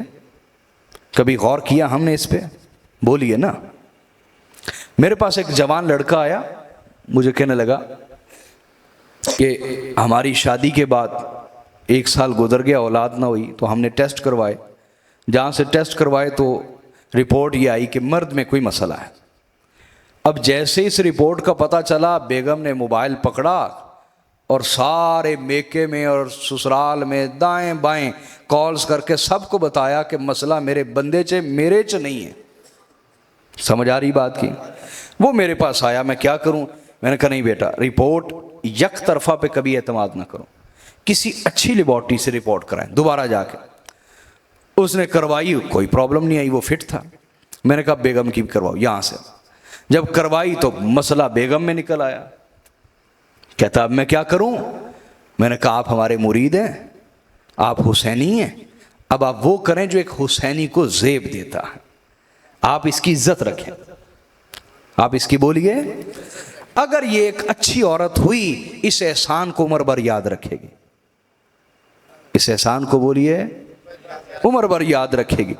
تو کیا یہ ایک عورت کا ظلم نہیں کہ جب وہ مرد میں ایسا کو مسئلہ دیکھے تو تماشا لگا دیتی ہے، اس کو ذلیل کرنے کی پوری کوشش کرتی ہے، اور اگر اپنے اندر کوئی کمی کمزوری آ جائے تو توقع رکھتی ہے کہ مرد اس کے ساتھ خیر سے پیش ہے، نرمی سے پیش ہے۔ یہ ہمارے معاشرے کے مسائل ہیں جو آپ سے بیان کر رہا ہوں، کیوں جی ایسا ہے یا نہیں؟ اور پھر آپ غور کیجئے، کبھی کسی مرد نے آ کے گھر میں تقریر نہیں کی کہ آج کماتے ہوئے مجھے یہ بھی پریشانی ہوئی، یہ بھی پریشانی ہوئی، یہ بھی پریشانی ہوئی، لیکن بیوی نے جو روٹی پکا کے دینی ہے اس پہ پوری تقریر ضرور کرنی ہے کہ مجھے نوکرانی بنایا ہوا ہے، مجھے یہ بھی کام کرنا پڑتا ہے، مجھے یہ بھی کام کرنا پڑتا ہے، روٹی پکانے سے لے کے آپ کو ہضم ہونے تک وہ تقریر سننی پڑتی ہے۔ کیوں جی ایسا ہے نا؟ تو کیا یہ ایک ظلم نہیں ہے ایک عورت کا؟ حاضرین، یہ میں گفتگو اس لیے نہیں سنا رہا کہ اپنی بیویوں پہ غصہ نکالنا ہے، نہیں، اگلی نسل ہے آپ کے پاس، آپ کی بیٹیاں ہیں، آپ کی بہنیں، ان کی اچھی تربیت کیجئے، ان کی اچھی تربیت کیجئے کہ وہ زندگی میں ایک شکر گزار عورت بنے۔ یاد رکھیں، نیک اولادیں ہمیشہ نیک عورتوں کی گود میں جنم لیتی ہیں اور نیک عورتوں کی گود میں پرورش پاتی ہیں۔ اگر کوئی عورت بے صبری ہے تو وہ کبھی بھی کسی نیک اولاد کو پروان چڑھا سکتی؟ حضرت ابراہیم علیہ السلام جب تشریف لائے حضرت اسماعیل کے گھر، کن کے گھر بولیے؟ حضرت اسماعیل علیہ السلام کے گھر آئے تو حضرت اسماعیل گھر پہ نہیں تھے اور ان کی بیوی کو بھی نہیں پتا تھا کہ یہ ان کے والد ہیں۔ انہوں نے پوچھا ہاں بیٹی اسماعیل کہاں ہے؟ انہوں نے کہا وہ تو گھر ہی نہیں رہتے جناب، کیا بتائیں آپ کو، یا لوگوں کو وقت دیتے ہیں، ہماری بھی زندگی کچھ اس طرح کی ہے نا، لوگوں کو ٹائم دینا، یا لوگوں کو وقت دیتے ہیں یا شکار پہ چلے جاتے ہیں۔ وہ کیا بتائیں آپ کو کہاں رہتے ہیں، ہمیں کیا پتا کہاں ہے۔ کہا اچھا تو اسماعیل کیا کرتا ہے؟ انہوں نے کہا جی کچھ نہیں کرتا، کماتا ہوں، کچھ بھی نہیں کماتا، بس لوگوں کی تربیت اور تعلیم، وہ کہتا ہے یہی میری زندگی کا مقصد ہے۔ یہ ایک بیوی کہہ رہی شوہر کے متعلق۔ اچھا تو پھر کھانا پینا کیسے ہوتا ہے؟ کہا جی وہ شکار لے آتے ہیں، اس پہ کوئی ہفتہ گزارا ہو جاتا ہے، پھر چلے جاتے ہیں شکار کرنے کے لیے۔ کہا اچھا تو تم خوش ہو اسماعیل کے ساتھ یا نہیں؟ اس نے کہا میری تو قسمت پھوٹی کہ میری ماں نے اسماعیل کے ساتھ میری شادی کر دی، قبیلے کے کسی اور مرد کے ساتھ کی ہوتی تو میں بھی کوئی 2 دن عیش کے گزار لیتی۔ یہ ہر گھر کی آج عورت کی بولی جو میں سنا رہا ہوں، جو ہزاروں سال پہلے بھی عورت کی یہی بولی تھی۔ جس عورت کے اندر تربیت نہیں، میں اس کی بات کر رہا ہوں جس میں تربیت نہیں۔ حضرت ابراہیم علیہ السلام نے فرمایا اچھا اسماعیل آئے تو اسے کہنا کہ ایک شخص آیا تھا اجنبی ملنے کے لیے، یہ اس کا حلیہ تھا، اور وہ کہہ رہا تھا کہ میرے بیٹے اپنی دہلیز بدل لو، اپنی دہلیز بدل دو۔ آپ جب آئے عورت نے کہا آج کو اجنبی بابا آیا تھا تو یہ جو اس کا حلیہ تھا، تو کہا اچھا تو تم نے پانی پلایا یا کھانے کا پوچھا؟ کہا نہیں میں نے کیوں پوچھنا تھا، میں تو اس کو جانتی بھی نہیں تھی۔ کہا اچھا کوئی پیغام تو نہیں دے کے گئے؟ جناب اسماعیل کو تو پتہ ہے خلیل اللہ آئے تھے، جد الانبیاء آئے تھے، ان کو تو خبر تھی نا۔ کہا کوئی پیغام تو نہیں دے کے گئے؟ کہا پیغام اس اجنبی نے یہ دیا کہ اسماعیل سے کہنا کہ اپنے گھر کی دہلیز بدل لے۔ کہا اچھا میں تجھے بتانا چاہتا ہوں، وہ اللہ کے نبی حضرت ابراہیم علیہ السلام تھے، اور انہوں نے پیغام یہ دیا ہے کہ تجھے طلاق دے دوں، اور اس میں کوئی بہت بڑی رمز اور اشارہ ہوگا، لہٰذا تو اپنا سامان اٹھا اور اپنے والد کے گھر چلی جا۔ اس کو طلاق دے دی۔ اچھا اس کے بعد ایک اور عورت سے شادی کی چھان پھٹک کر کے۔ اچھا کچھ عرصے بعد جناب ابراہیم علیہ السلام آئے تو دستک دی، کہا بیٹا میں دور سے آیا ہوں، تو اسماعیل گھر پہ ہے؟ تو کہا کہ بزرگوں وہ تو نہیں ہے، لیکن میں باہر چارپائی رکھ دیتی ہوں، آپ تشریف تو رکھیں نا، آپ دور سے آئے ہیں تھکے ہوں گے، تو آپ میں باہر چارپائی رکھ دیتی ہوں، آپ بیٹھیے۔ اس نے چارپائی جلدی سے نکالی، آپ بیٹھ گئے باہر، اس نے پانی بھی بھیجا، کھانا بھی بھیجا۔ تو وہ پوچھنے لگ گیا اچھا اسماعیل کیا کرتا ہے؟ کہا جی بڑے نیک کام کرتے ہیں۔ کیا کرتے ہیں؟ اللہ کے کاموں میں لگے رہتے ہیں، اور اس سے اچھے کیا کام ہو سکتے ہیں؟ اس سے اچھے کیا کام ہو سکتے ہیں؟ کہا اچھا اسماعیل کماتا نہیں؟ کہا جی بالکل، آخرت کی کمائی کر رہے ہیں، اس سے اچھی کون سی کمائی ہو سکتی؟ عورت ہی ہے نا، وہ بولی بھی منہ سے نکل رہی ہے اور یہ بولی بھی، عورت میں بڑا فرق ہے جی۔ تو کہا آخرت کی کمائی سب سے اعلیٰ ہے۔ کہا کیا کھاتے ہیں آپ لوگ؟ کہا اللہ کا بڑا شکر ہے، اچھا کھاتے ہیں، بہت سے لوگوں سے اچھا کھاتے ہیں، اللہ کا شکر ہے۔ تو کہا تمہیں کیسا لگتا ہے اسماعیل کی بیوی ہونا؟ کہا اللہ نے مجھ پہ احسان کر دیا کہ اللہ نے مجھے ایک نبی کی خدمت کا شرف بخشا ہے، میں تو اس احسان پر خدا کا شکر ہی نہیں ادا کر سکتی کہ اس نے مجھے ایک اپنے صالح اور پیغمبر بندے کی خدمت کا شرف بخشا ہے، میں تو اس نعمت پہ جتنا بھی شکر ادا کروں کم ہے۔ حضرت ابراہیم علیہ السلام نے کہا اچھا اسماعیل جب آئے تو اسے کہنا کہ اپنے گھر کی دہلیز نہ بدلنا، اپنے گھر کی یہی دہلیز بہت اعلیٰ ہے، یہی دہلیز۔ جناب اسماعیل واپس پلٹے تو انہوں نے کہا کوئی اجنبی آئے تھے، یہ ان کا حلیہ تھا۔ کہا اچھا تو پھر تم نے کیا کیا؟ کہا میں نے چارپائی باہر نکالی, پانی بھی بھیجا, کھانا بھی بھیجا. یہ انہوں نے پوچھا, میں نے یہ جواب دیے. کہا پھر کوئی پیغام تو نہیں دیکھے گے؟ کہاں پیغام انہوں نے یہ دیا کہ دہلیز نہ بدلنا, یہی دہلیز اعلیٰ ہے. کہا کہ اللہ کا شکر ہے, پروردگار کا شکر ہے کہ اللہ نے مجھے اچھا انتخاب دیا. وہ اللہ کے نبی حضرت ابراہیم علیہ السلام تھے, اور حکم یہ دے کے گئے کہ یہ دہلیز یعنی بیوی نہ بدلنا, کہ یہی وہ بیوی ہے جو سید الانبیاء خاتم النبیین کی ماں بننے کے لائق ہے. جس عورت میں شکر گزاری نہ ہو وہ کسی صالح انسان کی ماں بننے کے لائق. جو عورت شکر گزار ہوتی ہے وہ نیک اولاد کی ماں بننے کے لائق ہوتی ہے. تو حاضرین, عورت میں فرق ہے. تربیت پیچھے ہو تو عورت گھر کو جنت بنا دیتی ہے, چاہے رزق تھوڑا ہی کیوں نہ ہو. اور اگر تربیت نہ ہو تو عورت اجاڑ دیتی ہے, چاہے بادشاہ کی بیوی کیوں نہ ہو. آپ دیکھیں نا, بل گیٹس دنیا کا امیر ترین آدمی تھا, اس کی بیوی نے طلاق لے لی اس سے. یہ چند مہینے پہلے کی بات ہے. بل گیٹس کی بیوی نے, او بھائی کھربوں روپیہ اس کے پاس, کیا کمی ہوگی؟ سمجھ آ رہی ہے؟ لیکن جہاں نہ شکری اتر آئے اس کو کوئی مطمئن کر سکتا نہیں ہے. تو حاضرین, آخر میں اپنی گفتگو کو اختتام کی طرف لے کے چلتا ہوں. ایک اور شادی بھی میں نے سنانی تھی, لیکن وہ بالکل اب شارٹلی سناتا ہوں, مختصر کر کے سناتا ہوں. ادھر حضرت مولا علی المرتضیٰ ہے اور ادھر سیدہ فاطمۃ الزہرا ہے سلام اللہ علیہما. اور ان کا نکاح کیسے ہوتا ہے؟ بہت سارے پیغامات حضور کی بارگاہ میں بھیجے گئے نکاح کے, سیدہ کائنات کے لیے. آقا علیہ الصلوۃ والسلام انکار فرما دیتے. کیا انکار فرما دیتے؟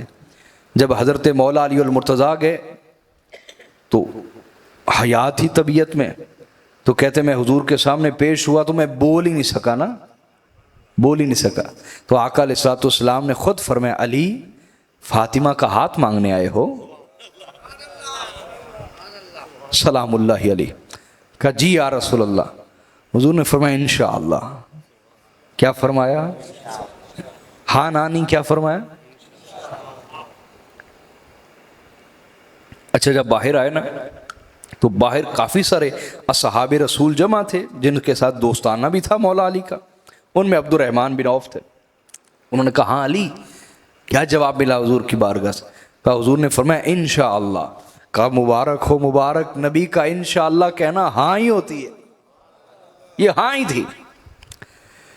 اچھا, اس کے بعد جب ظہر کی نماز کا وقت ہوا, سب جمع ہو گئے, تو آقا علیہ الصلوۃ والسلام نے فرمایا ابھی جبرائیل میرے پاس آئے تھے اور انہوں نے آ کے پیغام دیا کہ اللہ تعالیٰ فرماتا ہے اے میرے رسول, ان اللہ قد زوج ابنتک بعلی فزوجها منہ فی الارض. کہا یا رسول اللہ, اللہ تعالیٰ فرماتا ہے کہ بے شک اللہ نے آپ کی شہزادی کا نکاح خود آپ کی شہزادی کا نکاح علی سے کر دیا ہے.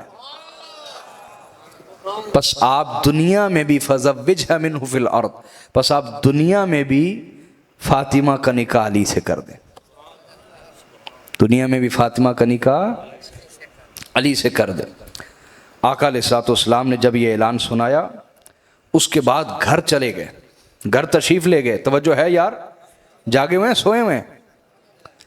گھر جا کے کیا فرمایا؟ حکم الہی آ چکا ہے. کیا بولے اونچی, سارے بولے نا یار. وحی آ چکی, حکم الہی آ چکا, اس کے باوجود گھر تشریف لے گئے اور جا کے فرمایا فاطمہ, علی نے آپ کا ہاتھ مانگا ہے, آپ کی کیا رائے ہے؟ کیا پوچھا؟ میرے نبی کی سیرت سے سیکھیے, سنت سے سیکھیے. آج اس بات پر قتل و غارت تک بات پہنچ جاتی کہ بیٹی نے اپنی رائے کا اظہار کیوں کیا. مارتے ہیں بیٹیوں کو, تشدد کرتے ہیں, ظلم کرتے ہیں کہ ہم تمہارا بھلا جانتے ہیں, کہاں شادی کرنی ہمیں پتہ ہے. یہ بیٹی بیٹے کا حق ہے کہ وہ اپنی رائے پیش کرے, اور اگر اس کی رائے درست ہے تو پھر اپنا تکبر بیچ میں مت لائیں, اپنے مفادات بیچ میں مت لائیں.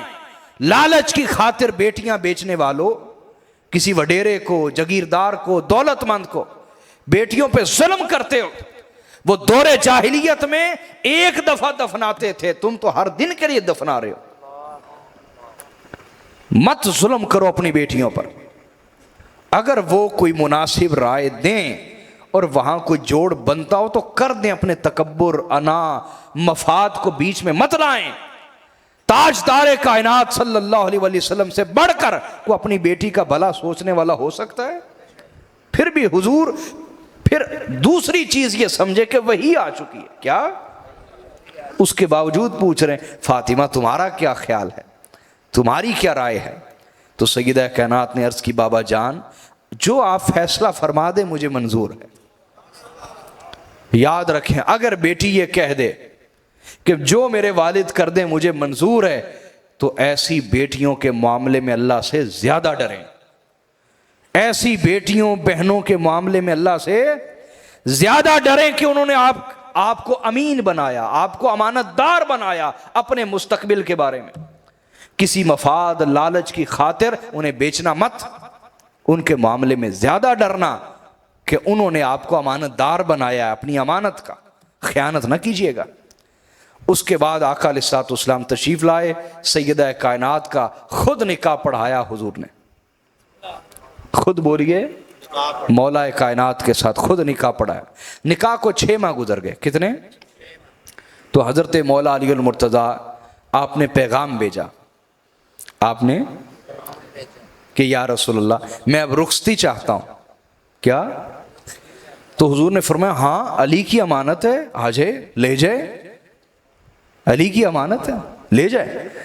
تو حضرت مولا علی المرتضیٰ بارات کے ساتھ گئے. اور کتنے لوگ تھے بارات کے ساتھ؟ یہ کتنی مقدس شادی ہے. اور بارات میں 7 افراد تھے. کتنے؟ اس میں یہ درس ہے بارات ہمیشہ مختصر رکھیں, کم سے کم رکھیں, اس میں آپ کی شان ہے, اس میں آپ کی عزت ہے. بارات بڑی لے جانے والے لوگ گھٹیا ہیں. ولیمہ بڑا کریں آپ, اللہ نے استطاعت دی, مال دیا, ولیمہ بڑا کریں. کس نے منع کیا آپ کو؟ آقا علیہ الصلوۃ والسلام نے سادگی سے ولیمہ بھی کیا ہے اور شاندار ولیمہ بھی کیا ہے. حضرت زینب کی دفعہ آقا علیہ الصلوۃ والسلام چونکہ وہ قریشیہ تھی, ہاشمیہ تھی, حضور کے نسب سے بھی تھی, پھر ان سے نکاح خود اللہ تعالیٰ نے پڑھایا تھا. تو آقا علیہ الصلوۃ والسلام نے 7 دن ولیمہ کیا. کتنے دن؟ اور 7 دن حضور نے گوشت کھلایا. کوئی اتنا بڑا ولیمہ کرتا ہے آج 7 دن؟ تو بڑا ولیمہ بھی کر سکتے ہیں, سادگی سے بھی کر سکتے ہیں. وہ ساری کی ساری اپنی طاقت کا اظہار ولیمے والے دن کریں. بڑی بارات لے جانے والے لوگ گھٹیا ہیں کہ بوجھ ڈالتے ہیں بیٹی والوں پہ, اور پھر جو جہیز کا ڈیمانڈ کریں, باقاعدہ مطالبہ کریں, یہ بھی چیز دیں, یہ بھی چیز دیں, یہ بھی دیں, وہ انتہائی گھٹیا ترین لوگ ہیں, انتہائی خسیس. وہ جو آپ کہتے ہیں نا کمی کمین, یہ لوگ کہلانے کے لائق ہیں. چاہے وہ کروڑوں پتی کیوں نہ, باقاعدہ ڈیمانڈ کرتے ہیں یہ والی ماڈل کی گاڑی ہو. پھر جو مڈل کلاس لوگ ہیں متوسط, وہ کہتے ہیں جناب 1 to 5 دینے ہیں ساتھ. کوئی باپ نہ دے سکے سارا کچھ دے دے, وہ کہتے ہیں یہ تو نہیں دیا, یہ والی LED نہیں دی, AC نہیں دیا. ہمارے لاہور میں تو آگ لگی ہوئی ہے اس چیز کے, جہیز مانگتے ہیں. یہ گھٹیا پن ہے. کسی نے اپنی بیٹی دے دی, اس سے بڑا کوئی جہیز ہو سکتا ہے؟ کوئی اپنی عزت آپ کو دے رہا ہے, اپنی بیٹی آپ کو دے رہا ہے, خدا سے ڈریں. کوئی اپنی بیٹی دے رہا ہے, اپنی عزت دے رہا ہے, اس سے بڑا کوئی جہیز نہیں ہو سکتا. ہاں کوئی اپنی خوشی سے جہیز دینا چاہے تو اسلام نے منع نہیں کیا, منع بولیے, لیکن مطالبہ کرنا یہ انتہائی گھٹیا حرکت ہے. بولیے انتہائی. یہ بات آپ سمجھے کہ نہیں سمجھے؟ تو 7 افراد تھے. رخصتی ہوئی, اور جب رخصتی ہوئی تو آقا علیہ الصلوۃ والسلام نے فرمایا اے علی میں خود رات کو آپ کے گھر آؤں گا, میرا انتظار کیجیے گا آرام سے. پہلے آقا علیہ الصلوۃ والسلام تشریف لائے کرے میری طرف. تو میں یہ عرض کر رہا تھا کہ آقا علیہ الصلوۃ والسلام خود تشریف لائے. فرمایا وضو کے لیے پانی لایا جائے. پانی سے حضور علیہ الصلوۃ والسلام نے وضو کیا. جو پانی بچ گیا حضور نے مولا علی پہ بھی وہ یوں چھڑکا, سیدہ کائنات پہ بھی چھڑکا, اور چھڑک کے یوں دعا کی اے اللہ اللہم بارک لہما, اے اللہ ان دونوں کی محبت میں مودت میں برکت عطا فرما. वबारिक फीहिमा, और इन दोनों में बरकत अता फरमा, वबारिक फी शिबलिहिमा, और इनकी नस्लों में भी बरकत अता फरमा। और तीनों दुआएं अपने कमाल के साथ पूरी हुई और जाहिर हुई। और ये निकाह कैसा था? हजरत मौला अली उस वक्त कूफा में थे। कहाँ? औरतें इकट्ठी होकर आ गई मौला अली के पास, हमारे बंदे हमसे काम करवाते हैं घर का। तो मौला अली ने फरमाया बैठ जाओ मेरी बेटियों, बैठ जाओ। बिठा लिया, खुद मिंबर पे बैठ गए। फरमाया आज मैं तुम्हें सुनाता हूँ, तुम अपने शोहरों की शिकायत लेके आई हो, आज मैं तुम्हें सुनाता हूँ कि कायनात की सबसे अफजल खातून सैयदा फातिमातुज़ ज़हरा, उनका आलम क्या था कि रसूल ज़ादी होने के बावजूद वो रात को अल्लाह की खिदमत में हाजिर रहती और दिन भर अपने शौहर और बच्चों की परवरिश में और खिदमत में हाजिर रहती। खुद अपने हाथ से चक्की चलाती, जिसकी वजह से उनके हाथों में जख्म हो जाते, मुतवर्रम हाथ हो जाते, छाले पड़ जाते, और बाद औक़ात वो पक जाते। अपने हाथ से खुद चक्की चलाती, घर का झाड़ू खुद देती, कपड़े तक खुद धोती। रसूल ज़ादी होने के बावजूद एक दिन मेरे कहने पे हुजूर के पास गई कि या रसूल अल्लाह, इतने जो गुलाम आ रहे हैं और लौंडियाँ आ रही हैं, हुजूर हमें भी कोई खादिमा दे दें, लौंडी दे दें बतौर खिदमत। तो आका अलैहिस्सलाम तशरीफ़ ले आए और फरमाया अहले बैत, क्या मैं तुम्हें खादिमा रखने से भी बेहतर चीज़ ना अता फरमाऊँ? जी या रसूलल्लाह अता फरमाएं। तो आका ने फरमाया हर नमाज के बाद और जब बिस्तर पे सोने लगो उस वक्त, हर नमाज के बाद और जब बिस्तर पे सोने लगो 33 बार सुबहान अल्लाह, 33 बार अल्हम्दुलिल्लाह और 34 बार अल्लाहु अकबर कह लिया करो। ये खादिम और खादिमा रखने से भी बेहतर है। लेकिन हुजूर ने इसकी इजाज़त ना दी, सैयदा कायनात खुद घर का काम करती। तो हाजरीन, आखिर में मैं 2-4 मिनट में ये बताना चाहता हूँ कि मेरी गुफ्तगू का खुलासा क्या। गुफ्तगू का खुलासा ये कि ये दो तरफा रिश्ता है। क्या? मियाँ बीवी को चाहिए कि अल्लाह ने जो उनकी तारीफ की है वो बन जाए। वो है एक दूसरे का लिबास।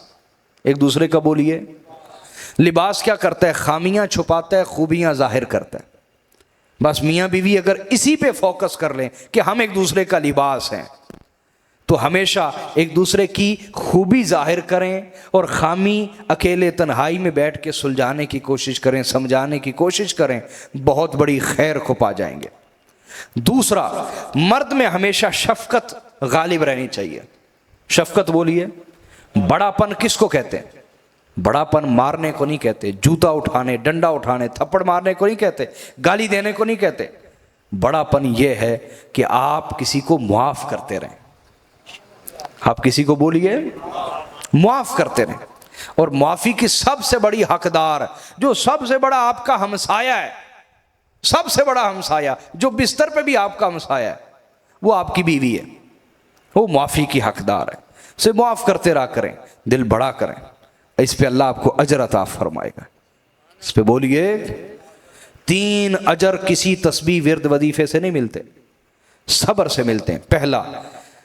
पहला वो औरत जिसका मर्द अच्छा ना हो। अच्छा ना होने से मुराद जानी बदकार नहीं, यानी ज्यादती करता हो, सख्ती करता हो ज्यादा, और वो सब्र करके जिंदगी गुजार ले, तो अल्लाह उस औरत को हजरत आसिया के साथ उठाएगा। उसका हशर हजरत आसिया के साथ होगा। और जो मर्द अपनी बीवी की ज्यादती पर सब्र कर जाए, सह जाए, माफ़ कर दिया करे, अल्लाह ताला उसका हशर अपने नबी हज़रत लूत अलैहिस्सलाम और हज़रत नूह अलैहिस्सलाम के साथ करेगा। और जो बाप अपनी औलाद की तरफ से आने वाली तकलीफ़ पे सब्र कर जाए, अल्लाह उसका हशर हज़रत याकूब अलैहिस्सलाम के साथ करेगा। ये किसी विर्द वजीफे से अजर नहीं मिलेंगे, ये सब्र से मिलेंगे। किससे बोलिए? तो मर्द में शफकत गालिब रहना ज़रूरी है, वरना काम ख़राब कर बैठे। और औरत में फर्मा बरदारी। औरत में क्या? अपने शौहर की मान के चले। शादी के बाद औरत के लिए माँ बाप दूसरे दर्जे पे चले गए, पहला दर्जा शौहर का है, उसका हुक्म मान के चले। आका अलैहिस्सलाम ने इरशाद फरमाया, सुनो, हुजूर अलैहिस्सलाम ने इरशाद फरमाया, जो औरत इस हालत में मरी कि उसका शौहर उस पर राजी था, अल्लाह उसका हिसाब किताब ही नहीं करेगा, वो मरते ही जन्नत में दाखिल हो जाएगी। کتنی آسان ہے عورت کی جنت، سمجھے نا. اور دوسری طرف مردوں کو میرے آقا نے فرمایا 3 بار حضور علیہ الصلوۃ والسلام نے خطبہ حجۃ الوداع میں فرمایا عورتوں کے معاملے میں اللہ سے ڈرنا، خواتین کے معاملے میں اللہ سے ڈرنا، عورتوں کے معاملے میں اللہ سے ڈرنا کہ وہ اپنا گھر بار چھوڑ کے آ گئی. تم غصہ کرتے اور کہتے ہو جاؤ اپنے باپ کے گھر جاؤ، اور باپ کہتا ہے چلو اپنے شوہر کے گھر جاؤ، تو عورت کا تو کوئی گھر نہ ہوا. شوہر کہتا ہے تم اپنے گھر جاؤ، باپ کہتا ہے تم اپنے گھر جاؤ، تو عورت کا تو کوئی گھر نہیں، تم نے اسے بے گھر کیا ہوا ہے. کبھی عورت کو یہ دھمکی نہ دینا، زندگی بھر یہ دھمکی دا. میں اس ممبر پہ بیٹھا ہوں، میں اللہ کا شکر ہے میں کوئی بے عملی کی باتیں نہیں کر رہا کہ نصیحتیں جھاڑ رہا ہوں اور خود عمل نہیں کرتا. زندگی بھر یہ جملہ میری زبان پہ نہیں آیا کہ کبھی غصے میں انسان آ کے کہہ دے چلو اپنے گھر جاؤ. کیوں؟ اللہ کے نام پر حلال کیا نا عورت کو اپنے اوپر، یہ اس کا گھر ہے. کیوں ظلم اور زیادتی کرتے ہو؟ عورت کا یہ گھر ہے، کبھی مت کہو کہ جاؤ اپنے گھر جاؤ، یہ اس کا گھر ہے. تو آقا علیہ الصلوۃ والسلام نے فرمایا عورتوں کے معاملے میں اللہ سے ڈرتے رہنا کہ تم نے اللہ کے نام پر انہیں حلال کیا ہے. تو یہ جو میں نے نصیحتیں کی ہیں، اگر آپ انہیں زندگی میں اپنے سامنے رکھیں، یہ بیان گھر میں چلائیں، سنائیں، یاد کرائیں، انشاءاللہ تعالی گھر میں ضرور برکتیں، بہاریں، امن، رحمت اور سلامتی انشاءاللہ نازل ہوگی. پروردگار میری آج کی گفتگو قبول فرمائے اور ان کی شادی کو اللہ تعالیٰ مبارک فرمائے. اور انہوں نے اچھا قدم اٹھایا کہ شادی سے پہلے کچھ نہ کچھ ہدایت کی باتیں سیکھ لیں کہ زندگی کیسے گزارنی. اللہ ان کو سلامت رکھے، آپ سب کو اللہ سلامت رکھے، آپ کو اللہ سلامت رکھے، برکتیں عطا فرمائے. والسلام علیکم ورحمۃ اللہ وبرکاتہ.